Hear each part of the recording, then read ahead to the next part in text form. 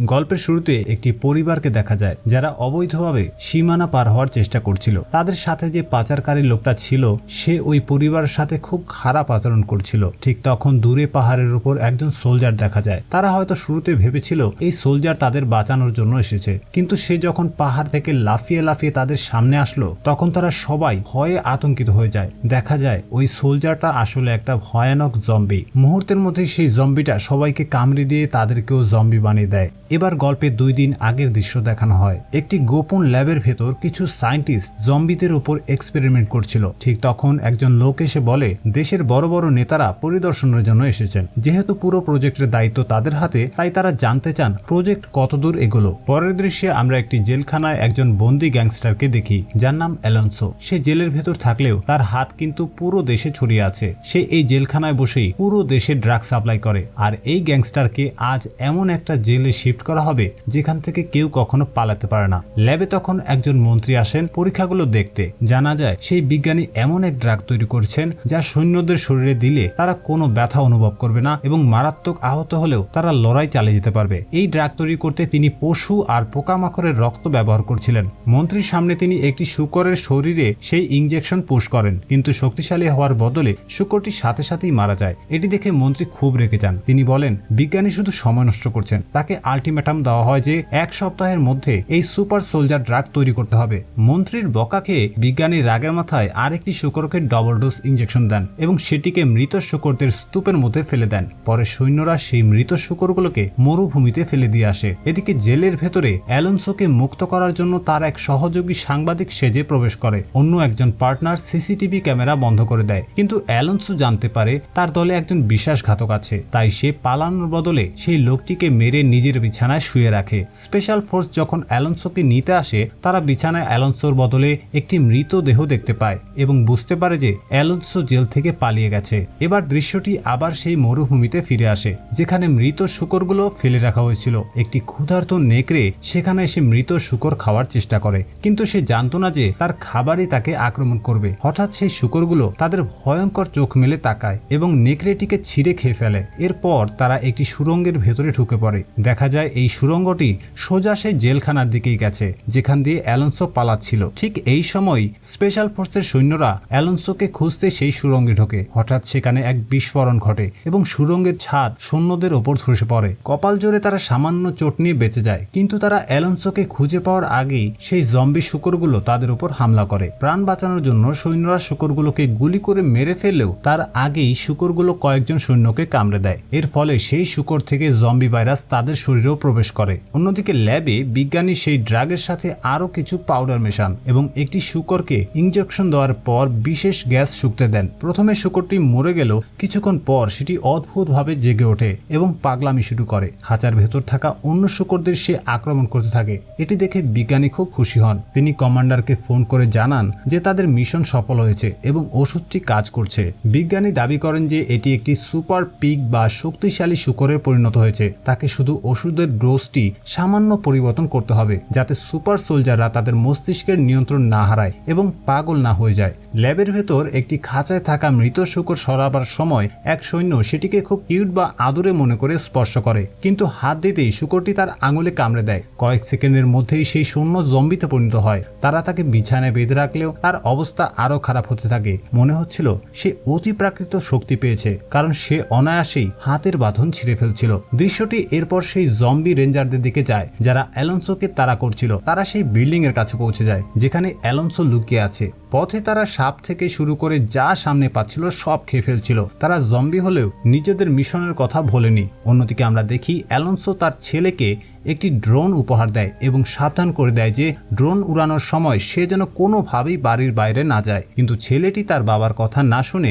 বাইরে চলে যায়। ঠিক তখনই সিনেমার শুরুতে দেখা সেই পাচারকারী যে এখন জম্বি হয়ে গেছে সে বাচ্চাটির সামনে এসে দাঁড়ায়। বাড়ির ভেতর তখন কেউ ছেলেটির কথা ভাবছিলই না, কারণ সবাই একজন স্পাই এবং গোয়েন্দাকে ধরতে ব্যস্ত ছিল যে অ্যালোনসোর গোপন আস্তানা সবাইকে জানিয়ে দেওয়ার চেষ্টা করছিল। তারা গোয়েন্দাটিকে ধরার চেষ্টা করলেও সে অ্যালোনসোর পালানোর সেই সুড়ঙ্গ পথ দিয়ে পালিয়ে যায়। অ্যালোনসোর সহকারী হঠাৎ লক্ষ্য করে যে বাচ্চাটি নিখোঁজ। সে বাইরে গিয়ে দেখে বাচ্চাটি সেই জম্বিটির সামনে বিভ্রান্ত হয়ে দাঁড়িয়ে আছে। জম্বিটি আক্রমণ করতে গেলে সহকারীটি বাচ্চাটিকেই বাঁচাতে এগিয়ে আসে, কিন্তু লড়াইয়ের সময় জম্বিটি তাকে কামড়ে দেয়। সহকারী বুঝতে পারে সে নিজেও এখন জম্বি হয়ে যাবে, তাই সে দ্রুত ছেলেটিকে তার বাবার কাছে ফিরে যেতে বলে। ছেলেটি দৌড়ে অ্যালোনসোর কাছে গিয়ে সব খুলে বলে এবং তাকে সহকারীর কাছে নিয়ে আসে। সেখানে গিয়ে তারা সহকারীর মৃত অবস্থা দেখতে পায়। অ্যালোনসোর ছেলে খুব কেঁদেছিল, কারণ সে লোকটিকে খুব পছন্দ করত। সে তাকে বন্দুক চালানো শেখাচ্ছিল। হঠাৎ সেই মৃত সহকারীটি জম্বি হয়ে যায় এবং ছেলেটিকে জাপটে ধরে। অ্যালোনসো সেখানেই তাকে গুলি করে মেরে ফেলে। ছেলেটি পুরো ব্যাপারটা বুঝতে পেরে তার বাবাকে জম্বির কথা বললেও অ্যালোনসো তা বিশ্বাস করতে চায় না এবং উল্টো ছেলেকে বকা দেয়। ল্যাবে তখন সেই সংক্রামিত সৈন্যটি অদ্ভুত সব হ্যালুসিনেশন বা মতিভ্রম দেখছিল। বিজ্ঞানী তাকে টেবিলের সাথে বেঁধে তার উপর পরীক্ষা চালাতে থাকেন। সৈন্যটি তার চোখের সামনে আজব এক দুনিয়া দেখে। বিজ্ঞানী তার হার্টে একটি ইনজেকশন দিলে সে কিছুটা শান্ত হয়। বিজ্ঞানী তার টিমকে জানান যে পরীক্ষা সফল হয়েছে এবং তারা একটি সুপার সোলজার তৈরি করে ফেলেছেন। তিনি সৈন্যটির হাতে একটি বল দিয়ে সেটি ভাঙতে বলেন। সৈন্যটি প্রথমে রাজি না হলেও তাকে বৈদ্যুতিক শক দেওয়া হয়, যা তাকে জম্বি মোডে নিয়ে যায়। সে সাথে সাথেই বলটি গুঁড়ো করে দেয় এবং রাগের মাথায় টেবিল ভেঙে সবার উপর চড়াও হয়। পরিস্থিতি হাতের বাইরে যাওয়ার আগেই কমান্ডার সৈন্যটির মাথায় গুলি করে তাকে মেরে ফেলেন। এতে বিজ্ঞানী প্রচন্ড রেগে যান এবং বলেন, কমান্ডার, আপনি এটা কি করলেন? বাকিদের তৈরি করার জন্য আমাদের ওর রক্তের প্রয়োজন ছিল, এখন আমরা কি করব? দৃশ্যটি আবারও অ্যালোনসো আর তার ছেলের দিকে ফিরে আসে। অ্যালোনসো তখন আহত ছিল। আসলে তার ছেলেকে বাঁচানোর সময় সহকারীটি তার পেটে কামড় দিয়েছিল। ছেলেটি ড্রয়িং করে তার বাবাকে বোঝানোর চেষ্টা করছিল যে কিভাবে সহকারীর উপর হামলা হয়েছিল। ছেলের অস্থিরতা দেখে অ্যালোনসো বুঝতে পারে সে নিশ্চয়ই কোনো বাস্তব বিপদের সম্মুখীন হয়েছে। সে তার লোকদের নির্দেশ দেয় বাইরে গিয়ে সব দানবকে খতম করতে। বাইরে তখন সেই জম্বি রেঞ্জাররা চলে এসেছে, যাদের কাজ ছিল অ্যালোনসোকে ধরে নিয়ে যাওয়া। তাদের ধরার জন্য আরো রেঞ্জার সেখানে পৌঁছালেও জম্বিরা তাদের উপর ঝাঁপিয়ে পড়ে। আশ্চর্যের বিষয় হলো আক্রমণের সময় জম্বিদের পুরনো স্মৃতি মনে পড়ছিল, যা প্রমাণ করে যে তারা চিন্তা করতে পারে। এরই মধ্যে অ্যালোনসোর ছেলে আর তার লোকেরা জম্বিদের মারতে শুরু করে। ছেলেটি আবার সেই সহকারীকে দেখতে পায়। সে আসলে মরেনি, কারণ সে এখন জম্বি। সহকারীটি আক্রমণ করতে ছেলেটির দিকে তেড়ে এলেও হঠাৎ তার স্মৃতি ফিরে আসে এবং বাচ্চাটিকে চিনতে পেরে সে তাকে ছেড়ে দেয়। ঠিক তখনই রাস্তায় দেখা যায় অ্যালোনসোর শত্রুরা তাকে ধরতে এসেছে। এখন তিনটে আলাদা দল অ্যালোনসোকে হন্যে হয়ে খুঁজছে। প্রথমবার রেঞ্জার্সরা, দ্বিতীয়ত পুলিশ এবং তৃতীয়ত অ্যালোনসোর পুরনো শত্রু গ্যাংস্টাররা। তারা সবাই অ্যালোনসোর জন্য বড় হুমকি হলেও তারা জানতো না যে এই পুরো এলাকাটি আসলে একটি মৃত্যু ফাঁদ। দৃশ্যটি আবারও ল্যাবের দিকে ফিরে যায়, যেখানে বিজ্ঞানী সেই মৃত সুপার সোলজারের পোস্টমর্টেম করছিলেন। তিনি সৈন্যটির শরীরে অঙ্গ প্রত্যঙ্গ বের করে সেগুলো নিয়ে গভীরভাবে গবেষণা করছিলেন। এরই মধ্যে কমান্ডার খবর পান যে জম্বি ভাইরাস ভয়াবহভাবে ছড়িয়ে পড়েছে এবং তাদের অনেক প্রশিক্ষিত সৈন্য মারা গেছে। কমান্ডার এই পুরো প্রজেক্টটি একদম পছন্দ করছিলেন না, কিন্তু ওপরতলার নির্দেশের কারণে তার করার কিছুই ছিল না। তিনি বাধ্য হয়ে সাহায্য করলেও পরিস্থিতির ভয়াবহতা দেখে সব জম্বিকে মেরে ফেলার নির্দেশ দেন। এটা শুনে বিজ্ঞানী অনেক রেগে যান। অন্তত একটাকে জ্যান্ত রাখুন, আমি এটা নিয়ে বছরের পর বছর কাজ করছি। কমান্ডার পাল্টা প্রশ্ন করেন, আপনার কাছে কি নিজের কেরিয়ার বড় নাকি মানুষের জীবন? দৃশ্যটি আবারও অ্যালোনসোর আস্তানায় ফিরে আসে। সেখানে একদল জম্বি আক্রমণ করে। অ্যালোনসো এবং তার লোকেরা জম্বিদের ওপর গুলি চালাতে থাকে, তবে তারা সেই জম্বি হয়ে যাওয়া সহকারীকে মারে না। অ্যালোনসো তার লোকদের নির্দেশ দেয় সহকারীকে বেঁধে বাড়িতে নিয়ে আসতে। সে আসলে বুঝতে চাইছিল জম্বিদের বুদ্ধি আছে কিনা, কিন্তু সহকারীর কোনো হুঁশ নেই দেখে অ্যালোনসো তাকে মেরে ফেলতে চায়। তখন তার ছেলে তাকে বাধা দিয়ে বলে, ও আমাকে মারেনি, তাই তুমিও ওকে মারবে না। ছেলের কথা শুনে অ্যালোনসো তাকে বাঁচিয়ে রাখে। অ্যালোনসো তাকে বোঝায়, আমি ওকে এভাবে কষ্ট দিতে চাই না। সে ছেলেকে বলে যে কেউ যখন প্রচন্ড যন্ত্রণা থাকে তখন তাকে মেরে ফেলাই শ্রেয়, যাতে তার কষ্ট শেষ হয়। এই শুনে ছেলেটি হঠাৎ প্রশ্ন করে বসে, মাকেও কি তুমি এই কারণেই মেরে ফেলেছিলে যাতে তার কষ্ট শেষ হয়? অ্যালোনসো একদম চুপ হয়ে যায়। কান্নায় ভেঙে পড়া ছেলেটি রেগে গিয়ে সেখান থেকে দৌড়ে পালায়, কারণ সে বুঝতে পারে তার বাবাই তার মাকে মেরে ফেলেছে। অ্যালোনসো এবারও নীরব থাকে এবং ছেলেকে একটি বন্দুক দিয়ে সেখান থেকে চলে যায়, কারণ সে জানতো তার ছেলে এখন নিজের রক্ষা নিজেই করতে পারবে। এদিকে আমরা সেই সাংবাদিককে দেখি যে তার এক সহকর্মীর সাথে আসছিল। হঠাৎ তাদের গাড়িটি নষ্ট হয়ে যায়। তখন এক লোক তাদের লিফট দিতে চায়। যেহেতু অ্যালোনসোর সেই সঙ্গী সন্ন্যাসীর ছদ্মবেশে ছিল, তারা যখন যাচ্ছিল তখন অ্যালোনসোর দলের সেই জম্বিটি সেখানে হাজির হয়। মেয়েটি তাকে চিনতে পেরে ডাক দিলেও জম্বিটি কিছুই বুঝতে পারে না। সে হঠাৎ সেই যাজককে আক্রমণ করে মেরে ফেলে। গাড়িটি তখন চলন্ত অবস্থায় ছিল। মেয়েটি নিয়ন্ত্রণ নেওয়ার চেষ্টা করলেও শেষ পর্যন্ত গাড়িটি একটি গর্তে পড়ে যায়। বাঁচার জন্য তারা জম্বিটির গায়ে গুলি করলেও কোনো কাজ হয় না। জম্বিটি যখন তাদের উপর আক্রমণ করতে যাবে ঠিক তখনই মেয়েটি তার মাথায় গুলি করে, তবে সে তখনও পুরোপুরি মরেনি। দূর থেকে অ্যালোনসোর আস্তানার এক লোক এই সব দেখছিল। সে দ্রুত এসে তাদের সাহায্য করে এবং বাড়ির ভেতরে নিয়ে যায়। বাড়ির ভেতরে অ্যালোনসোর ছেলে সেই জম্বি সহকারীকে ট্রেনিং দেওয়ার চেষ্টা করছিল। প্রথমে জম্বিটা কিছু মনে করতে পারলেও হঠাৎ সে নিয়ন্ত্রণ হারিয়ে ফেলে এবং শিকল ছিঁড়ে বাচ্চাটিকে আক্রমণ করতে যায়। বাধ্য হয়ে ছেলেটি গুলি করে তাকে মেরে ফেলে। গুলির শব্দ শুনে অ্যালোনসো আর তার লোকেরা ছুটে আসে।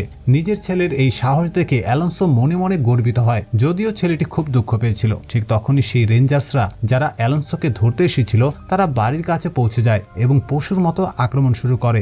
এরই মধ্যে একটি হেলিকপ্টার সেখানে আসে যেখানে অ্যালোনসোর শত্রুরা ছিল, কিন্তু এক জম্বি হেলিকপ্টার লক্ষ্য করে একটি বড় পাথর ছুঁড়ে মারে, যার ফলে হেলিকপ্টারটি বিধ্বস্ত হয়ে যায়। অ্যালোনসো আর তার বন্ধুরা লুকিয়ে থাকলেও কোনো উপায় নেই, কিন্তু ঠিক সেই সময় এক নারী জম্বি রেঞ্জার তাদের খুঁজে পায় এবং অ্যালোনসোর গলা টিপে ধরে। নিজেকে বাঁচাতে অ্যালোনসো সেই জম্বিটিকে জাপটে ধরে জানালা দিয়ে নিচে লাফ দেয়। নিচে পড়ার পর জম্বিটি অ্যালোনসোর উপর চড়ে বসে, তাকে প্রায় মেরেই ফেলছিল, কিন্তু ঠিক শেষ মুহূর্তে অ্যালোনসোর ছেলে জম্বিটির মাথায় গুলি করে তার বাবাকে বাঁচিয়ে নেয়। ভয় পেয়ে বাচ্চাটি সেখান থেকে দৌড়ে পালানোর সময় আরেকটা জম্বির সামনে পড়ে যায় এবং একটি টেবিলের নিচে লুকিয়ে পড়ে। জম্বিটি তাকে দেখে আক্রমণ করতে যাবে, ঠিক তখনই লিয়া সেখানে পৌঁছে যায়। দেখা যায় লিয়া তখন ক্যামেরা দিয়ে সবকিছু ভিডিও করছিল।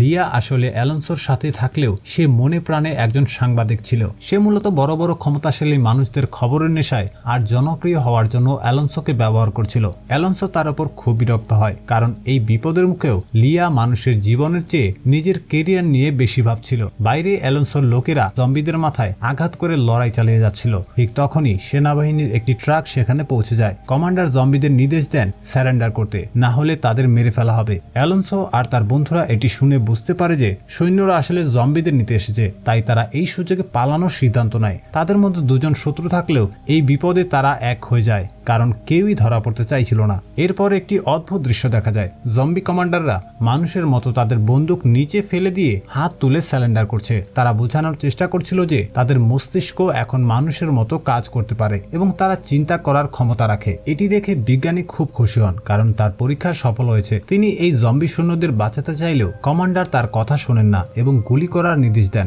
সৈন্যরা গুলি শুরু করলেও জম্বিরা সেখান থেকে পালিয়ে যায়। অ্যালোনসো এবং তার পুরো দল আবার সেই পুরনো সুড়ঙ্গের পথ দিয়ে জেলের দিকে ফিরে যেতে থাকে। যাওয়ার পথে একটি জম্বি অ্যালোনসোকে তাড়া করে তার হাতে কামড়ে দেয়। অ্যালোনসো জম্বিটিকে গুলি করে সরিয়ে দেয় এবং নিজের ক্ষতটি সবার সামনে লুকিয়ে রাখে। তারা সবাই তখন মেক্সিকোর দিকে রওনা দিচ্ছিল। এটা পরিষ্কার হয়ে যায় যে অ্যালোনসো এখন মেক্সিকোতে এই ভয়াবহ ভাইরাস নিয়ে যাচ্ছে, যার ফলে সেখানেও চরম বিপর্যয় নেমে আসবে। আর এভাবেই এই রহস্যময় মুভিটি শেষ হয়। যাই হোক, ভিডিওটি যদি তোমাদের ভালো লেগে থাকে তাহলে প্লিজ একটা লাইক করে দিও, আর সেই সাথে কমেন্ট করে জানিও পরের ভিডিওতে কোন ধরনের মুভির এক্সপ্লেনেশন চাও। দেখা হচ্ছে পরের ভিডিওতে।